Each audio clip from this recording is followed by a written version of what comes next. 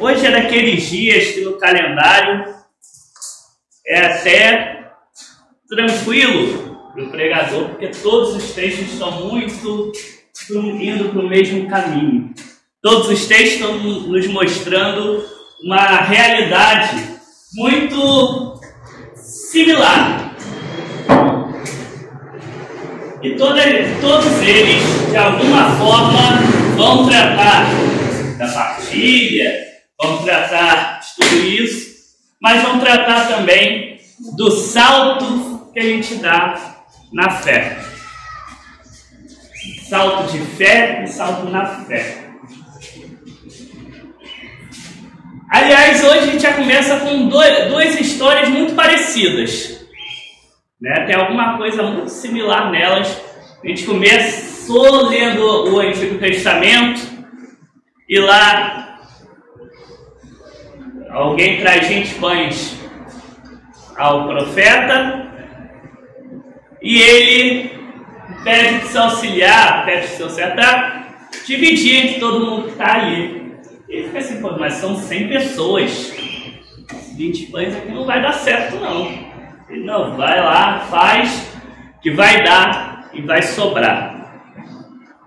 E ele faz o que acontece. No Evangelho a gente tem uma situação bem parecida com isso. Jesus está lá e aí ele faz um teste. É interessante que o próprio texto nos mostra isso. Ele faz um teste com os discípulos. Ele fala assim, aí, como é que a gente vai comprar comida para esse pessoal? A primeira resposta é assim, nem que ele tivesse uma fortuna ia dar para alimentar todo mundo. Não dá. Muitas vezes é a nossa primeira reação, né? Como Filipe, não tem como.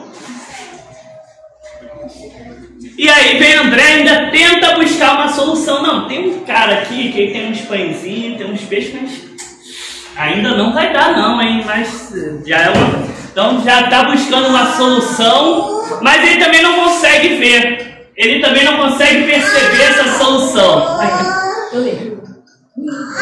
E André e Filipe têm, na verdade, as ações que nós temos normalmente, né? A gente, diante de certos desafios, diante de certos testes, diante de certas situações que Jesus coloca na nossa vida, a gente também tende a ter essas reações. Ou a gente parte para o desespero de cara, é impossível, não tem como. Ou às vezes a gente até tenta buscar uma solução, mas fica quebrando a cabeça e parece que a gente não acha. Parece que não tem uma solução que a gente consiga. E aí que vem o ponto-chave de hoje. O ponto-chave é justamente a nossa fé. Veja que o próprio apóstolo Paulo, na carta que ele vai escrever ali, em Efésios, ele vai falar o seguinte, que nós não conseguimos conhecer plenamente, completamente, perfeitamente Deus. Nós não conseguimos entender perfeitamente. Mas ainda assim ele fala que a gente tem que conhecê-lo.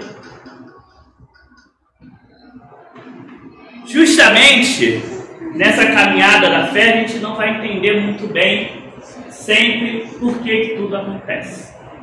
Nem tudo vai estar sob o nosso controle. Aliás, é o maior erro que a gente tem na nossa vida, achar que tudo está sob o nosso controle. E é normal. Principalmente pessoas que têm o hábito de planejar muitas coisas, organizar muito, elas têm muita dificuldade com isso. Mas isso é normal, todo mundo. Seria muito mais fácil para todo mundo se tudo for como a gente consegue controlar, como a gente consegue organizar, como a gente consegue pensar, querer. Mas não é assim. Então a nós cabe o quê? Cabe a fé. Cabe, como o apóstolo falou, Ele fala que ele ora para que Cristo viva no nosso coração, que Ele crie raízes, nosso coração esteja bem enraizado, alicerçado no amor. É isso que nós somos chamados diante dos desafios, diante da nossa vida. Porque, na verdade, as principais decisões na nossa vida,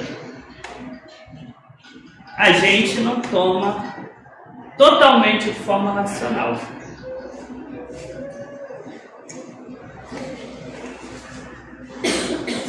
Racionalmente, numa racionalidade bem fria, bem calculista, bem utilitarista, a gente não faz festa, a gente não escolhe ter filho, não escolhe formar família, não escolhe uma série de coisas. Tudo isso dá trabalho, né? Tudo isso a gente resolve, aceita fazer, mas e o futuro? O que vai acontecer? E lá na frente? E como é que vão ser as coisas? Nada disso está no nosso controle. As coisas devem ser feitas não pela simples racionalidade pura, pelo simples assim, não, o que eu ganho com isso? Nós fazemos, vivemos as melhores coisas completamente enraizados no amor. E aí no amor, aquela trabalheira toda da festa faz sentido que é no amor com as pessoas que a gente está ali. É no amor que faz a pena e faz sentido a gente vir no domingo de manhã, depois de uma semana cansativa, vir aqui para a igreja. É no amor que a gente decide as coisas e lida da melhor forma. Quando nós lemos textos, igual o Salmo de hoje, eu digo que ele é sempre uma faca de dois gumes. Porque, por um lado, ele nos traz muito conforto ao ouvirmos que Deus está perto dos que o ouvem, dos que o invocam. Ele está ouvindo sempre o que a gente está ali orando, está clamando, está buscando. Mas, ao mesmo tempo, às vezes, a pessoa olha aquilo. Poxa, Deus ele está perto dos que o invocam. Ele ouve as nossas súplicas, nossos clamores. Mas às vezes parece que não. Às vezes a pessoa ela começa até ao contrário, até se sentir mal. Nossa, mas então, o que parece que não me ouve? Por que eu estou numa situação tão desafiadora? E aí é por isso que é importante a gente retornar ao ponto que está lá na carta do apóstolo. Nós não vamos conseguir nunca entender plenamente, perfeitamente Deus e nem sequer a criação dele. Nós vamos buscar entender dentro do possível, dentro do que nos é permitido, dentro do que dá para a gente conseguir. E a gente deve mesmo buscar. Mas, acima de tudo, cabe a nós confiar. Confiar, ter fé, mesmo diante das situações improváveis, mesmo diante de ter que partilhar 20 pães para 100 pessoas, mesmo diante da situação de termos que partilhar um pouquinho de peixes e de pães com tantas pessoas, mesmo diante disso tudo, nós devemos manter-nos na fé, e se manter na fé não é só esperar, é também se colocar à disposição para viver o que ensinou. Porque veja que Jesus não simplesmente multiplicou. Lá no Antigo Testamento, o profeta não chegou assim, não, me dá aqui, eu vou multiplicar aqui e está tudo resolvido. Ele falou, vai que vai dar certo. Precisou que as pessoas fizessem a parte delas. Precisou que os discípulos pudessem fazer a partilha, pudessem buscar, alicerçados no amor, alicerçados na fé. fazerem a parte deles. Foi completamente necessário isso. Nós fazemos a nossa parte aqui em cima do amor de Cristo que habita em nós, que nós devemos fazer com que se espalhe,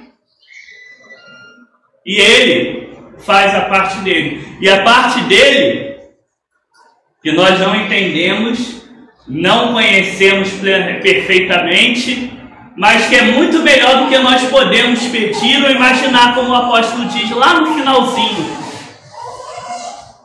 É perfeito, é completo. Que Deus possa, hoje, nos deixar cada vez mais firmes no amor de Cristo, cada vez mais alicerçados numa vida de amor e cada vez mais fortes na fé.